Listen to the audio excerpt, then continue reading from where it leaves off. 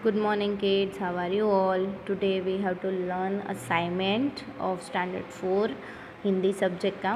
Okay तो आज हम असाइनमेंट देख लेंगे कि आपका हिंदी में जो असाइनमेंट है वो किस तरह का है और आपको कैसे लर्न करना है। ओके तो आपको अच्छे से वीडियो देखना है और सारी चीज़ें समझ लेनी है कि किसका आंसर क्या है और कैसे लिखेंगे और किसका मतलब क्या होता है। ओके तो असाइनमेंट में से ये आपका पेपर होगा, तो आपको ये असाइनमेंट जो है वो आपको अपनी फेयर नोटबुक में लिख के उसकी प्रैक्टिस करती रहनी है ताकि आपका हिंदी जो है वो अच्छा हो जाए। तो चलो स्टार्ट करते हैं हम स्टैंडर्ड 4 का जो हिंदी है वो। तो फर्स्ट क्वेश्चन क्या दिया है हमें, विरोधी शब्द लिखिए। विरोधी मतलब अपोजिट वर्ड्स लिखने हैं हमें, यानी कि ऐसे दो वर्ड्स जिसके मीनिंग जो है वो एक दूसरे से एकदम उल्टे हैं, विरोध है।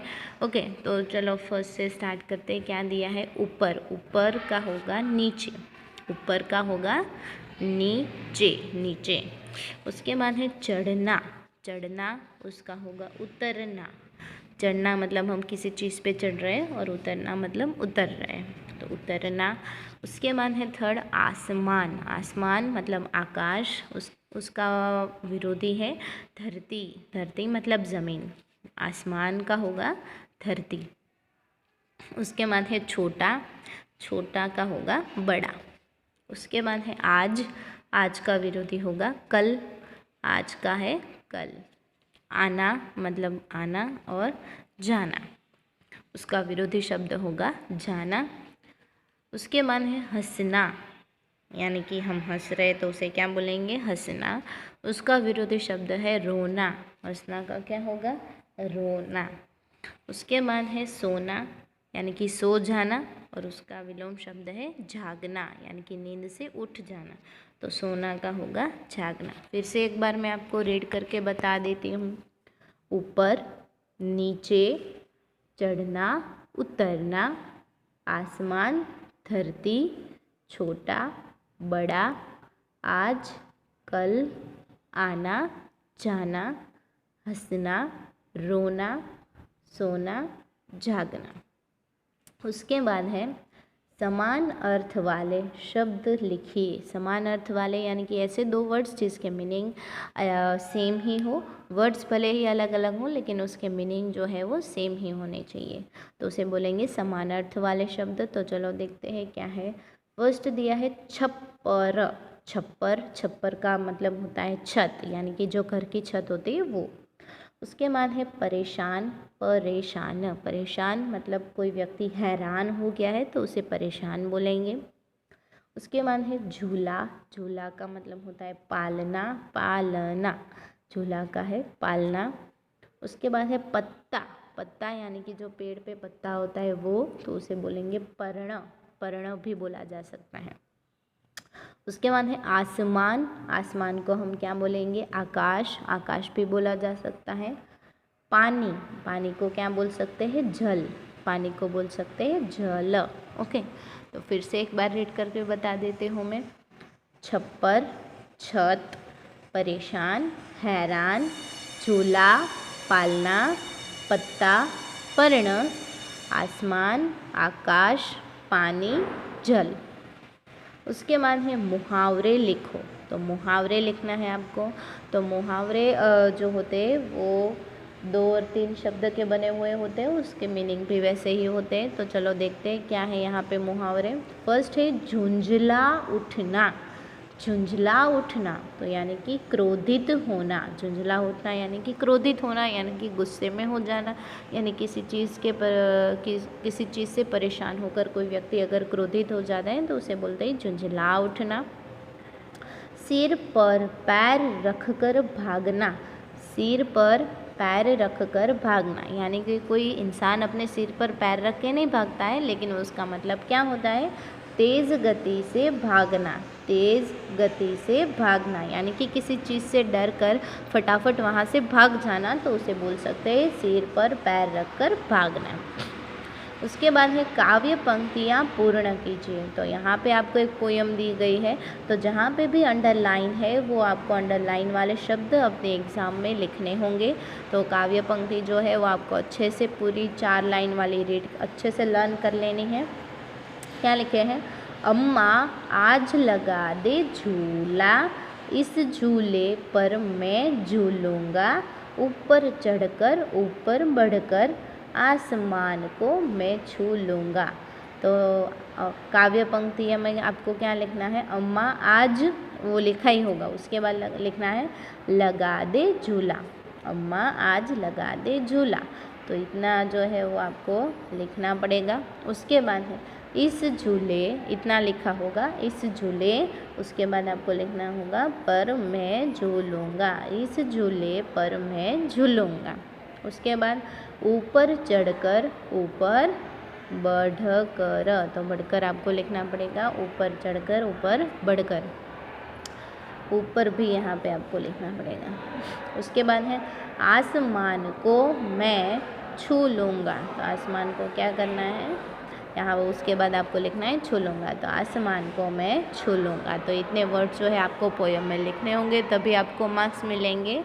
अम्मा आज लगा दे झूला, इस झूले पर मैं झूलूँगा, ऊपर चढ़कर ऊपर बढ़कर आसमान को मैं छू लूँगा। ओके, तो ये जो है वो आपको लिखना पड़ेगा। उसके बाद है सही विकल्प चुनकर रिक्त स्थानों की पूर्ति कीजिए। तो हमें सही विकल्प चुनकर यहाँ पे रिक्त स्थानों की पूर्ति करनी है। तो चलो देखते हैं फर्स्ट क्या फिल इन द ब्लैंक्स दी है। मैं खेल खेल ब्लैंक, मैं खेल खेल ब्लैंक, तो मैं खेल खेल रहा हूँ, मैं है इसलिए रहा हूँ आएगा। ओके, तो रहे हैं तो वो बहुत सारे व्यक्ति होंगे तभी आएगा, अकेले की बात हो रही है तो आएगा रहा हूँ। मैं खेल खेल रहा हूँ, मैं क्या कर रहा हूँ, कोई गेम खेल रहा हूँ, ऐसा मतलब होता है। उसके बाद नेक्स्ट पेज पे देखेंगे, ब्लैंक कौवा है उसका रंग काला है। कौवा ब्लैंक कौन सा है पता नहीं है, उसका, तो उसका आया तो उसके साथ हम यूज़ करेंगे वह, उसके लिए हम वह यूज़ करेंगे तो आएगा वह कौवा है उसका रंग काला है। ओके, उसके बाद वे लड़के हैं, लड़के यानी कि बहुत सारे लड़के हैं इसलिए आए हम लिखेंगे उनके बस्ते लाल रंग के हैं।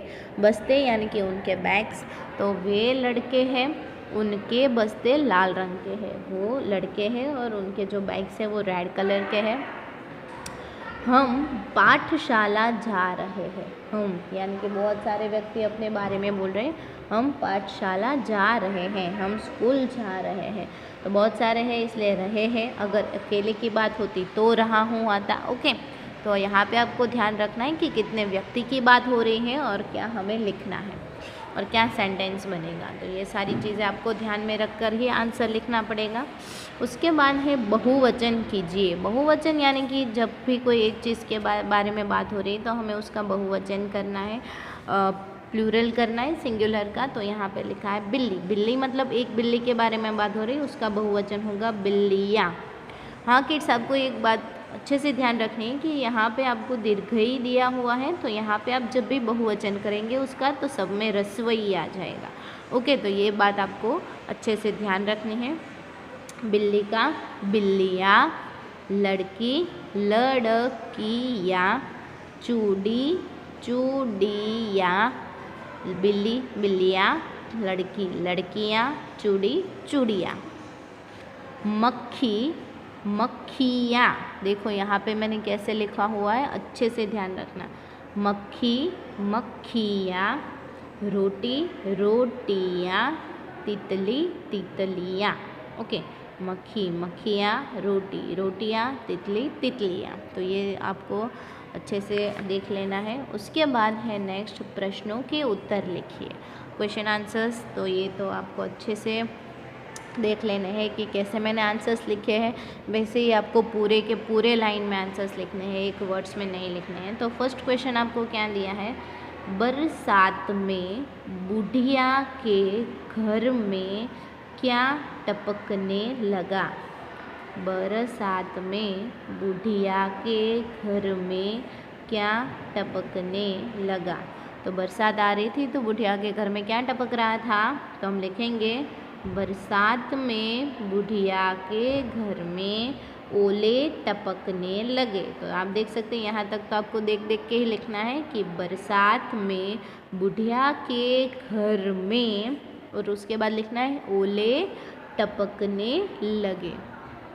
उसके बाद है सेकंड क्वेश्चन, बुढ़िया की बात सुनकर बाघ ने क्या किया। बुढ़िया की बात सुनकर बाघ ने क्या किया।